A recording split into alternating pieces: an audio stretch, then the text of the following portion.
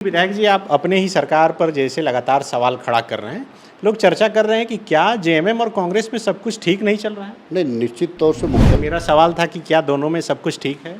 बिल्कुल ठीक है, कहीं कोई दिक्कत नहीं? बिल्कुल नहीं है। राहुल गांधी जी के साथ जो बैठक हुई थी, क्या उसमें कुछ स्पेशल टास्क मिला है आपको, ताकि इतनी मुखरता से सरकार के ही खिलाफ, अपनी सरकार के खिलाफ बोल? आप सीओ कार्यालय जाते हैं, बातचीत करते हैं, इतने गुस्से में आ जाते हैं कि सीओ के चेहरा पर कागज़ फेंक देना पड़ता है। आखिर क्या हो गया है? चीफ सेक्रेटरी सदन से बड़ी तो नहीं है। चीफ सेक्रेटरी सदन से बड़ी नहीं है, या कोई भी अधिकारी सदन से बड़ा नहीं है। मतलब सरकार का आदेश है? मैं सरकार का आदेश कैसे, अधिकारी का आदेश है इसमें। चीफ सेक्रेटरी मतलब सरकार ही माना ठीक जाए? है, अगर सरकार के अधिकारी अगर सरकार को गुमराह करते हैं तो हर किसी को तो गुमराह नहीं कर सकते। खिजरी से कांग्रेस के विधायक राजेश कच्छप इन दिनों चर्चा में हैं। पिछले दिनों इन्होंने मंत्रियों की कार्यशैली पर सवाल उठाया, जिसके बाद बवाल बचा और मामला दिल्ली तक पहुंचा। राहुल गांधी ने विधायक और मंत्रियों से मुलाकात की, चर्चा की। एक बार फिर राजेश कच्छप नामकुम अंचल पहुंचे और सीओ से वार्ता करने के दौरान उन्होंने सीओ के चेहरे पर एक कागज़ फेंका। इस वक्त बात करने के लिए हमारे साथ हैं। मामला क्या है, इन्हीं से जानते हैं। राजेश जी, आपकी सरकार है, जिसकी पार्टी सरकार में रहती है, माना जाता है कि व्यवस्था उसी हिसाब से चलती है। आप सीओ कार्यालय जाते हैं, बातचीत करते हैं, इतने गुस्से में आ जाते हैं कि सीओ के चेहरा पर कागज़ फेंक देना पड़ता है। आखिर क्या हो गया ऐसा? नहीं, मैंने पहला चीज़ है कि मैं चेहरा पे सीओ का नहीं फेंका, लेकिन मैंने कागज़ को फेंका है। वो कागज़ को मैंने पूछा कि मेरे भी सूत्र हैं। तो एक मामला आता है कि भाई एचएससी के ज़मीन को स्मार्ट सिटी के लिए जो दिया गया है उसका मोटेशन का मामला आता है। तो मैंने सीओ साहब से बात किया कि सीओ साहब, ये मोटेशन कैसे हो सकता है। मैंने ऑलरेडी सदन में इस बात को क्वेश्चन किया है और सदन ने हमको आश्वासन दिया है कि इसमें पहले एक हाई लेवल कमेटी बनेगी विधानसभा की, वो जांच करेगा, रिपोर्ट देगा, उसके बाद में फिर सरकार फैसला लेगी। सदन का रिपोर्ट था, ये सदन का आश्वासन था। आदरणीय रेवेन्यू मिनिस्टर दीपक बिरुवा ने इसका जवाब दिया। मैं संतुष्ट होकर के बैठ गया कि नहीं, ठीक है भाई, सरकार आप मुझे जवाब देंगे। अब जब मोटेशन का ये आया तो मैंने सीओ से कहा कि भाई आपने मोटेशन का फाइल कैसे बढ़ा दिया, आज तक तो नहीं बढ़ा। 1959-60 में एक्वायर हुआ और अभी तक ना रजिस्ट्रेशन है एचएससी का, रजिस्टर्ड डीड भी नहीं है। उसको तो बिहार सरकार ने एक्वायर किया था और एचएससी का अपना रजिस्ट्रेशन डीड भी नहीं है। मैंने किस आधार पे मोटेशन करिएगा, तो उन्होंने कहा कि नहीं, ये सरकार का आदेश है। तो मैं सरकार का हिस्सा हूँ, मुझे जानकारी नहीं, आपको किसने आदेश दिया। तब उन्होंने कहा कि नहीं, एक चिट्ठी आई है चीफ सेक्रेटरी का। तो मैंने कहा कि चीफ सेक्रेटरी सदन से बड़ी तो नहीं है। चीफ सेक्रेटरी सदन से बड़ी नहीं है, या कोई भी अधिकारी सदन से बड़ा नहीं है। तो मैंने कहा जब सदन का रिपोर्ट नहीं है, हाई लेवल कमेटी का गठन हुआ है, प्रोसेस में चल रहा है, रिपोर्ट जमा नहीं हुआ है, तो सरकार का अधिकारी डिसीजन कैसे लेंगे। तो वो मुझे एक अड़ा हुआ स्वभाव में कि नहीं, सरकार का आदेश है सर, मैं मजबूर हूँ, ये शब्द था उनका, टेलीफोनिक शब्द था। अच्छा। तो मैंने कहा कि भाई क्या सरकार का आदेश है, ज़रा दिखाएं आप। तो मैं अंचल चला गया। जब पेपर देखता हूँ तो वहाँ पे चीफ सेक्रेटरी का एक रिटर्न में आदेश है कि आपको इस ज़मीन का मोटेशन करना है। इसका मतलब सरकार का आदेश है? मैं सरकार का आदेश कैसे, अधिकारी का आदेश है इसमें। चीफ सेक्रेटरी मतलब सरकार ही माना ठीक जाए? है, अगर सरकार के अधिकारी अगर सरकार को गुमराह करते हैं तो हर किसी को तो गुमराह नहीं कर सकते। ठीक है, भागम भाग में किसी ने इसको गौर नहीं किया, लेकिन क्षेत्र तो हमारा है, मैं तो इस चीज़ को गौर कर रहा हूँ ना। कौन सी ज़मीन का ये मामला था, किस ज़मीन का म्यूटेशन होना था जो आप तक मामला पहुंचा और आप वहां पर पहुंच गए? ये स्मार्ट सिटी का मामला है। अच्छा। जो अपने एचएससी की ज़मीन पे स्मार्ट सिटी का मामला है। वही स्मार्ट सिटी जहां मंत्रियों के लिए बंगला बना है? निश्चित तौर से वही स्मार्ट सिटी जहाँ पे रैयत जहाँ पे खेती गृहस्थी कर रहे थे उसको बेदखल किया गया और वहाँ आज तमाम कॉरपोरेट जगत के लिए एक रेसिडेंस बनाया जा रहा है। मैं आज भी एचएससी का समर्थक हूँ। अगर आपको कारखाना चलाना है तो आप कारखाना चलाइए, पूरा रैयत पूरा विस्थापित आपके साथ में खड़े हैं। मैं भी खड़ा हूँ एज ए जनप्रतिनिधि, लेकिन एज ए लॉ के आधार से जाइएगा।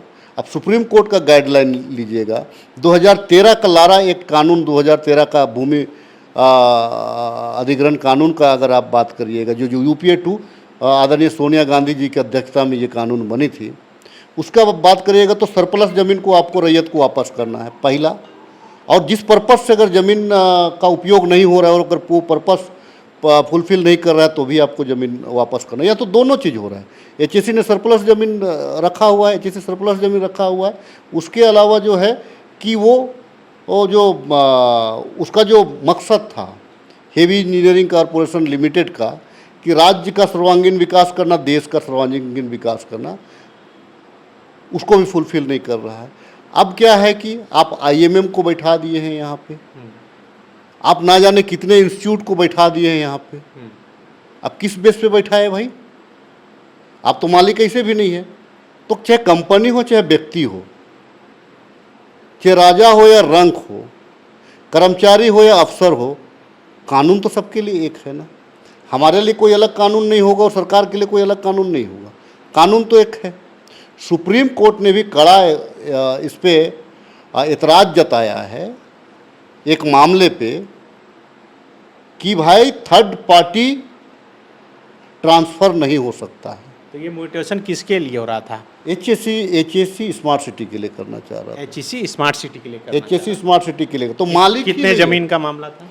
ये तकरीबन 700 एकड़ ज़मीन का। 700 एकड़ 700 एकड़ ज़मीन का। और इसी का आप विरोध कर रहे हैं? निश्चित तौर से इसीलिए मैं विरोध कर रहा हूँ कि अगर ये म्यूटेशन हो रहा था, इसका मतलब मुख्यमंत्री जी की सहमति जरूर होगी। मैंने कहा ना, व्यस्तता में आज मुख्यमंत्री माननीय गुरुजी की व्यस्तता, उनका स्वास्थ्य को लेकर के दिल्ली प्रवास पे हैं, वहीं से फाइल निपटा रहे हैं।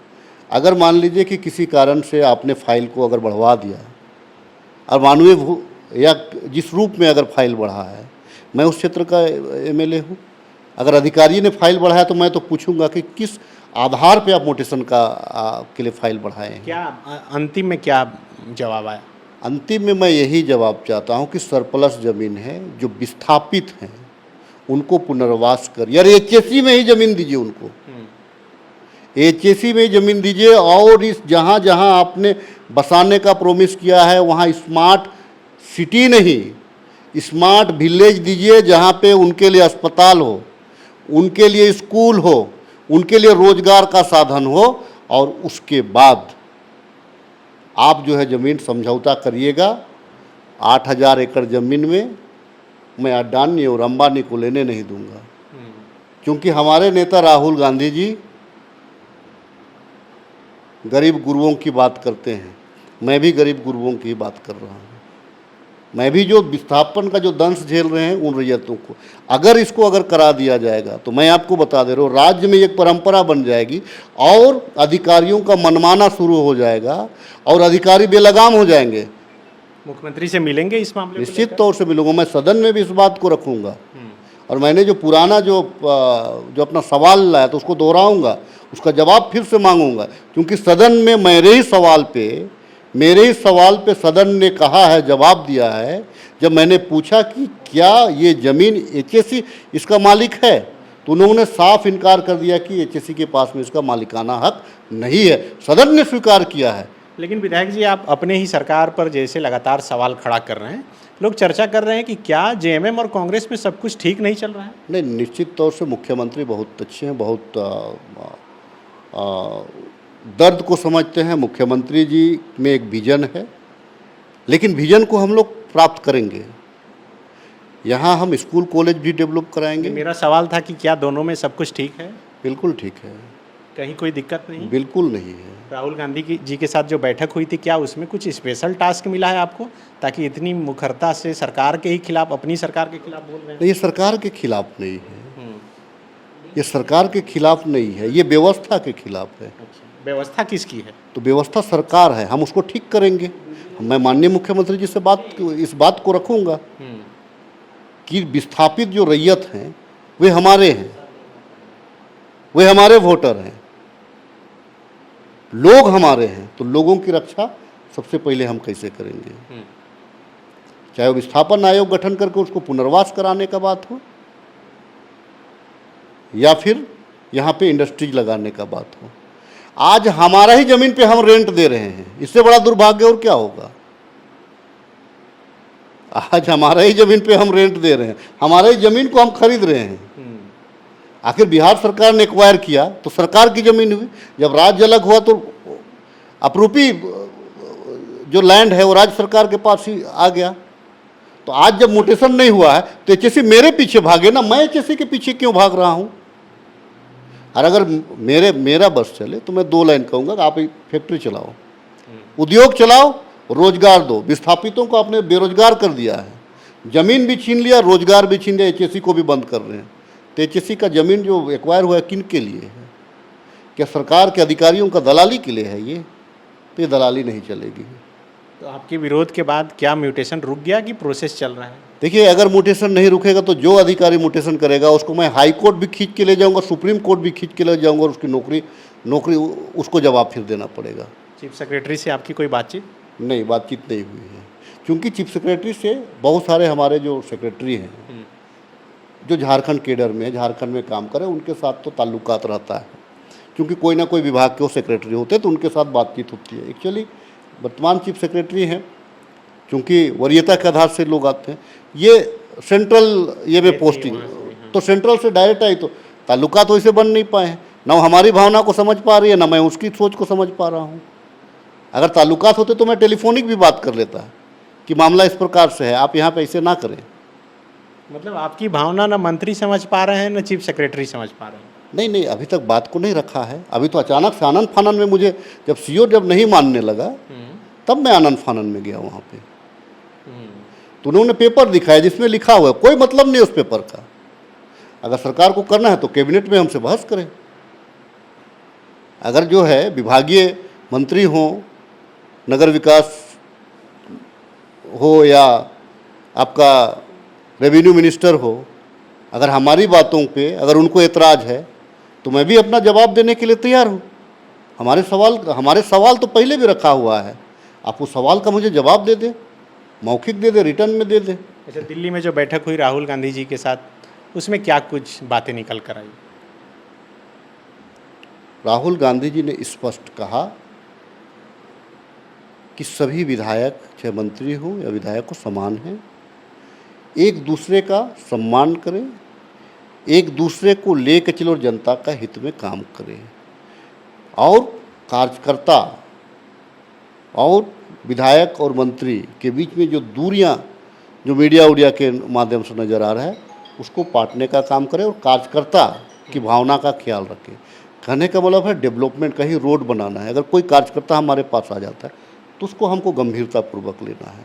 अगर कहीं पे हमारा हॉस्पिटल ठीक से नहीं चल रहा है, अगर कार्यकर्ता हमको मैसेज करते हैं तो उसको हमको रिप्लाई, कहीं पे हमारा अगर लैंपस ठीक से नहीं चल रहा है तो हमको वहाँ पे कार्यकर्ता रिपोर्ट कर तो उस पर संज्ञान लेने का ज़रूरत है, ताकि कार्यकर्ता को लगे कि हमारी सरकार है, हम अपने मिनिस्टर या एमएलए को हम अगर अब सूचना दे रहे हैं तो उस पर त्वरित कार्रवाई हो रही है। मेरा सोच तो वही है, मेरा इच्छा भी वही है। आपको बोलने का मौका मिला कुछ? नहीं, एक्चुअली क्या हुआ कि मैं थोड़ा ट्रेन से गया। ट्रेन का मामला ऐसे था कि पहली दफ़ा राजधानी, ये इतना बड़ा ये लोग डींग हाँकते हैं कि राजधानी कभी विलम्ब नहीं होती है, हमारे यहाँ बुलेट ट्रेन है, सिंगल लाइन पे फंसा के रख दिया, 7 घंटा 2 बजे से सुबह 5:30 बजे तक फंसा के रख दिया। कौन लेट से पहुँचे, ट्रेन से गए थे? हम लोग 4 एमएलए थे। एक्चुअली हुआ क्या कि बारंबार आने जाने में तो ये आराम से आप यहाँ से सो करके जाइएगा तो सुबह उठ जाइएगा। फ्लाइट से क्यों नहीं गए? नहीं, फ्लाइट भी डिले होता है, फ्लाइट भी कभी कभी कैंसिल होता है, क्योंकि बारिश का मौसम था, इसलिए हम लोगों ने ये किया। ट्रेन से भी आते जाते हैं, लेकिन देश की स्थिति ये है कि राजधानी जैसा जो है गाड़ी आपका, और उसको भी देखने रात भर लोगों को बिना पानी में, बिना एसी में रहना पड़ा, और लोग किस प्रकार से सुबह में फ्रेश हुए होंगे वो तो जो यात्री थे वही समझ पा रहे होंगे। पानी नहीं थी, चाय नाश्ता नहीं था, क्योंकि सब कुछ तो स्टेशन दर स्टेशन होता है ना। 7 घंटा का लेट, 7 घंटा का विलम्ब होना, तो जो है केंद्र का जो दावा है वो एकदम यहाँ पे मुझे आँखों से देखने का अवसर मिलता है। मुख्यमंत्री जी दिल्ली में हैं और इस बीच ये तमाम चीज़ें जो चल रही है उसको लेकर जो चर्चा है अंतिम में वही हम जानना चाहेंगे कि क्या सचमुच में कुछ चल रहा है अंदर खाने। राज्य की जनता तो यही जानना चाहती है। नहीं, देखिए, क्षेत्र का लड़ाई और नीति का लड़ाई, चाहे पक्ष हो विपक्ष हो, माननीय जनप्रतिनिधि उसको रखेंगे। मैं पूरे ईमानदारी से अपने क्षेत्र के प्रति ईमानदार हूँ। ये जनता के हक की बात है। ये जनता के हक की बात है, राज्य के हक की बात है। तो मैं वैसे कोई लकीर नहीं खींचना चाहता हूँ जिससे राज्य की बर्बादी हो। अगर किसी कारणवश अगर वो लोग अगर नहीं समझ पा रहे हैं कोई अधिकारी, तो उसको समझाने की भी जरूरत है कि नहीं, आप रूल के अगेंस्ट में तो ये करना नहीं। गोल, जहां 27 वर्षों के सफर में 17,000 से भी अधिक छात्रों ने डॉक्टर एवं इंजीनियर बनकर भरे सफलता की ऊंची उड़ान। जहां साधारण छात्र भी झारखंड टॉपर्स बनकर बना रहे इतिहास। दूरदर्शी शिक्षाविद श्री विपिन सिंह के मार्गदर्शन में मेडिकल एवं इंजीनियरिंग के लाखों छात्रों के लिए आशा की किरण के रूप में गोल, नेशंस लीडिंग इंस्टीट्यूट। बायोम सिर्फ मेडिकल प्रिपरेशन का संस्थान। बायोम से लगातार दूसरी बार नीट यूजी में 700 मार्क्स पार। 10th पास स्टूडेंट्स के लिए फाउंडेशन कोर्स, 11th पास स्टूडेंट्स के लिए फ्रेशर कोर्स और 12th पास स्टूडेंट्स के लिए टारगेट कोर्स 17 अप्रैल से शुरू हो रहे हैं। कॉल 7360066190 और visit Biome, circular road near women's college and Hinoo, Ranchi. सरकारी परीक्षा की तैयारी का सबसे भरोसेमंद नाम NIBM। अच्छा कोचिंग ढूंढ रहे थे तो फिर गूगल में ही बताया कि यहाँ का रेटिंग भी बहुत अच्छा था। पुरुलिया से आए हैं यहाँ पर कोचिंग करने के लिए। NIBM के बारे में मेरे एक भैया हैं जो पिछले साल ही बैंकिंग यहीं से प्रिपरेशन किए और इस बार IBPS PO में सिलेक्शन लिए। मेरा अभी फाइनल सिलेक्शन हुआ है RRB PO में, उत्तर बिहार ग्रामीण बैंक में। मेरा फाइनल सिलेक्शन RRB PO में हुआ है। NIBM, thefollowup.in. Like, share and subscribe. www.thefollowup.in